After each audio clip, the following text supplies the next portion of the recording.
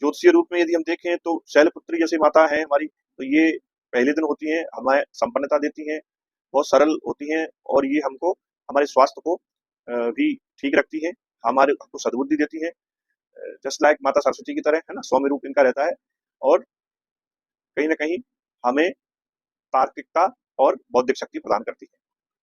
जो माँ का दूसरा रूप है, माँ ब्रह्मचारिणी रूप, ये जो रूप है इसको हम देखते हैं कि इस समय हमें जो इस एजुकेशन है उसमें हमें बहुत सहयोग मिलता है।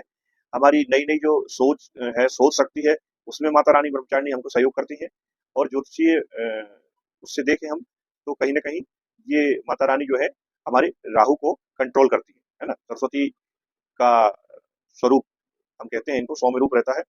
तीसरा माँ चंद्रघंटा है, माँ चंद्रघंटा को हम कनेक्ट करते हैं चंद्रमा के साथ कि इस दिन यदि हम अच्छे से विधि-विधान से माता चंद्रघंटा की पूजा करते हैं, उसमें सफ़ेद मिठाई और सफ़ेद अ, फूलों का भी इस्तेमाल करते हैं।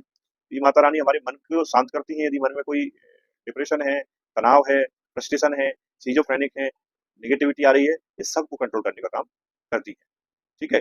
इसके बाद है माँ कुष्मांडा देवी, तो माँ कुष्मांडा देवी जो है, इनको हम केतु से कनेक्ट करते हैं, कि ये हमें मोक्ष से लेके आगे की यात्रा को कराती हैं और हमें बेवजह की जो हम लोभ लालच में इन सब में फँसे हुए हैं, हम किसी विकारों में लगे हुए हैं, उनसे हमें विरक्त कराने के लिए ये हमें सहयोग प्रदान करती हैं, इसलिए इस कुष्मांडा देवी की हम आराधना करते हैं।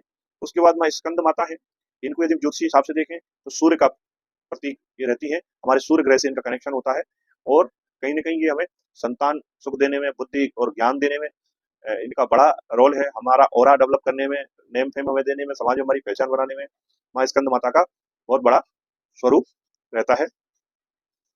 इसके बाद माँ कात्यायनी है, छठवें दिन, ये छठवां रूप जो है, वो माँ कात्यायनी के रूप में हम देखते हैं। इनको हम बुध से कनेक्ट करते हैं। अब आप यूँ ही समझ लीजिए कि हमारे हॉरोस्कोप का छठवां हाउस जो है, वो बुध का हाउस है और माँ कात्यायनी कहीं न कहीं हमें झगड़ों में, कॉम्पिटिशन में, रोग से निजात दिलाने में और बुद्धि को प्रखर बनाने में, वाणी को कुशल बनाने में हमें सहयोग प्रदान करती हैं, इसलिए इनको बुध से कनेक्ट किया जाता है। सातवां जो रूप है, वो है माँ कालरात्रि। माँ कालरात्रि को जब कनेक्ट करते हैं, वो शनि से कनेक्ट करते हैं। कालरात्रि साधना की देवी है। ये क्योंकि आप जब 7वां दिन आ गया तो आपको माता का स्वरूप पता है कि अब अ, एक मैच्योर स्टेज में पहुँच गई हैं, वहाँ जाके ये सब सांसारिक चीज़ों से विरक्त करा के तप और तपस्या में हमारा मन लगाती हैं।